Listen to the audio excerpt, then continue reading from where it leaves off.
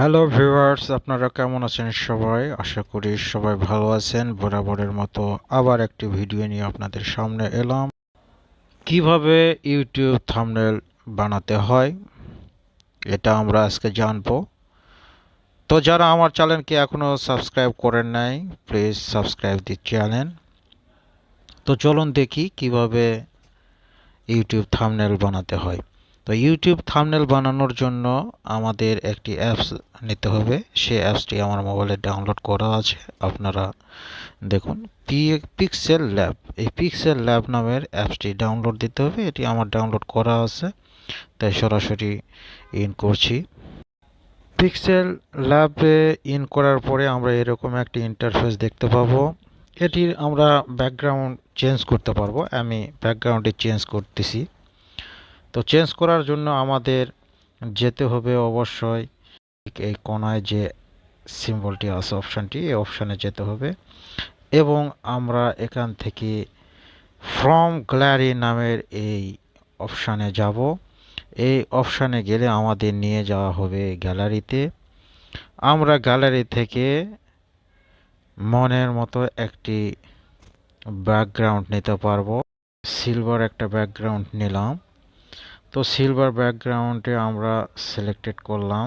Selected করার পরে আপনারা দেখতে পাচ্ছেন ব্যাকগ্রাউন্ডটি আমার সেট হয়ে গেছে। তো এখন আমরা যাব থাম্বনেল সাইজটি করে নিতে হবে। এর জন্য আমাদের উপরে থ্রি ডটে যেতে হবে। থ্রি ডট থেকে ইমেজ সাইজে যেতে হবে।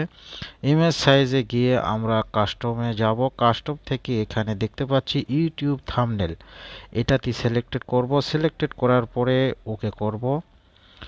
ওকে করার পরে দেখতে পাচ্ছি আমাদের ইউটিউব থাম্বনেলের জন্য সাইজ সিলেক্টেড করা হয়ে গেছে। তো এখন আমরা এখানে একটি পিক নিয়ে আসব। তো পিক নিতে গেলে আমাদের যেতে হবে মাঝখানের যে সার্কেল অপশান, এটাতে ক্লিক করতে হবে এবং ইম্পোর্টে যেতে হবে। ইম্পোর্ট থেকে আমাদের গ্যালারিতে নিয়ে যাওয়া হবে। গ্যালারি থেকে আমি একটি পিক নেব। আমি গ্যালারি থেকে এই পিকটাই নিচ্ছি, এটাই নিয়ে নিচ্ছি। তো এটাকে একটু ছোট করে নেই, কাটিং করে নেই। ওকে, ঠিকই চাপ দিলাম। তো এখন আমরা এটিকে সেট করব ঠিক এখানে, একটু টেনে আমরা সেট করে নিলাম। তো এখন আমাদের পিকের ব্যাকগ্রাউন্ডটি কিন্তু ঠিক অন্যরকম। এটিকে আমরা ডিলিট করব। এর জন্য যেতে হবে আমাদের ইরেজার, এই অপশনে আমরা যাব। অপশনে গেলে আমাদের গ্যালারি থেকে যে পিকটি নেওয়া হয়েছে এটি পুরোপুরি দেখাবে, পুরোটাই দেখাবে, কিন্তু এটিকে আমরা ক্রপ করব। ক্রপ কিভাবে করতে হবে? অলরেডি গ্রুপে আমরা যেহেতু ইরেজারে ঢুকছি, এখন অ্যাঙ্গুল দিয়ে এরকম ঘষলে ইরেজ হয়ে যাবে। তো এটিকে আমরা সুন্দরভাবে ইরেজ করার জন্য অবশ্যই আমরা একটি ইরেজার পেন নেব। পেনটি একটু বড় করে নিতে হবে, হ্যান্ডেল টাইপের। তো এর জন্য নিচে আমরা অবশ্যই এটিকে বাড়ায় দিব। বাড়ায় দিলে আমাদের কিন্তু নিচে যে সার্কেলটি আছে এটার উপর অ্যাঙ্গুল রেখে আমরা সুন্দরভাবে ইরেজ করতে পারবো। তো ইরেজ করে নেই, চলেন সুন্দরভাবে ইরেজ করে। ইরেজ করার যে সুন্দর একটি সিস্টেম এখানে আমার অনেক ভালো লাগছে। তো ইরেজ এরকমভাবে আপনারা দেখে শুনে সুন্দরভাবে ইরেজ করবেন। আমরা এই ইরেজ পেনকে কিন্তু আরও মোটা করে নেব, বড় করে নেব। সার্কেলটাকে বড় করে নিলাম। বড় করে নিলে এখন সুবিধা আছে যে আমরা এটিকে খুব তাড়াতাড়ি ইরেজ করতে পারবো। ওকে, আমাদের ইরেজ করা শেষ হয়ে গেছে। আমরা এখন এই টিকে যাব। টিকে ক্লিক করলে আমরা দেখতে পাচ্ছি এখন ব্যাকগ্রাউন্ডের, আমাদের পিকের ব্যাকগ্রাউন্ডটি একেবারে ভ্যানিশ হয়ে গেছে। তো এখন আমরা এটিকে আরও সুন্দরভাবে, যেমন পিকের সাইড দিয়ে একটা হোয়াইট কালার রেখা আছে, এটিকে আমরা ইরেজ করার জন্য সুন্দর ইরেজ কালারে গেলে আমরা ইনেবল করার সাথে সাথে একেবারে গায়েব হয়ে গেছে, ভ্যানিশ। তো এখানে আমরা একটু পিকের কালার ডিপ করতে পারি, লাইট করতে পারি। এটি আমরা সুন্দরভাবে ফিক্সড করে নিলাম, টিক দিলাম। ওকে, এখন আমাদের রাইটিং করতে হবে।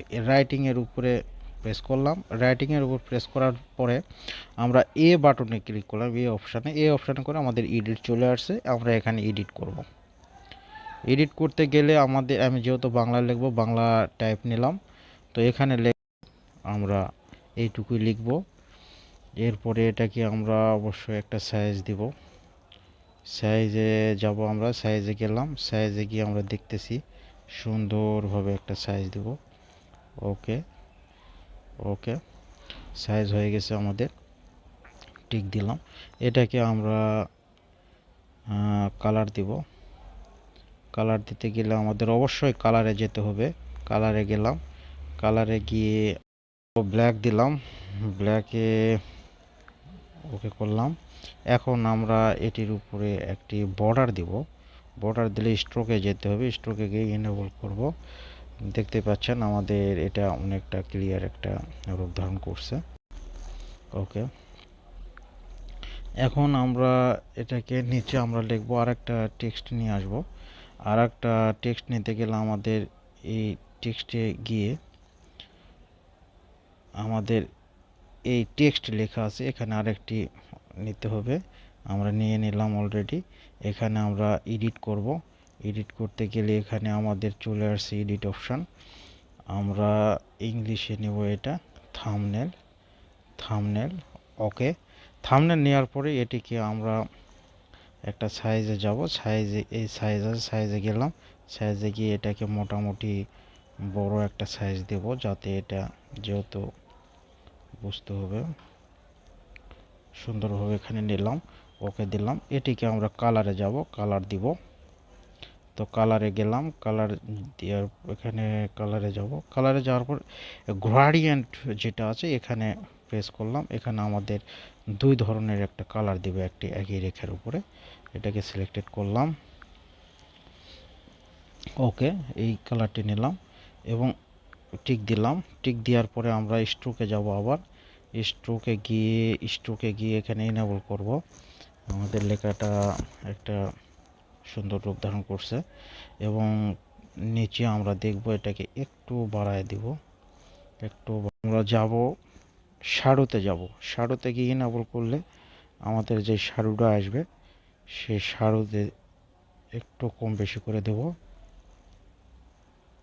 ওকে, সুন্দর একটা কালার আছে। ইন্টার শ্যাডোতে যাইতে পারি। ইন্টার শ্যাডোতে গেলে আমাদের রেড কালার যদি দেই, হোয়াইট কালার, ইন্টার শ্যাডো যেটা আর কি আমাদের ভিতরে যেই শ্যাডোটা মেক করবে।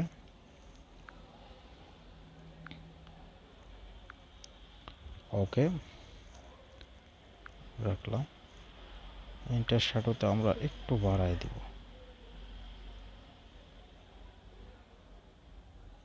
ইন্টার শ্যাডোতে একটু বাড়ায় দিব। ওকে, অলরেডি তৈরি করে ফেললাম আমাদের ইউটিউব থাম্বনেল। তো এটি আমাদের যেহেতু শেষ হয়ে গেছে, তো আমাদের কাজ শেষ। এখন আমরা এটাকে গ্যালারিতে নিয়ে যাব। গ্যালারিতে নিয়ে যেতে হলে আমাদের উপরে এই অপশানে যেতে হবে। অপশানে দেখতে পাচ্ছি save as project, save as image. Save as ইমেজে যাব। সেভ অ্যাজ ইমেজে গিয়ে এখানে আমাদের যে পিজি আছে পিএনজি করব। পিএনজি করার পরে আমাদের সাইজ যেটা সেটাই থাকবে। আমরা এখানে সেভ টু গ্যালারি দিব। সেভ টু গ্যালারি দিলে আমাদের গ্যালারিতে সেভ হয়ে যাবে। তো আমাদের গ্যালারিতে সেভ হয়ে, এই যে গ্যালারিতে চলে আসছে। তো thank you for watching this video. Thank you very much.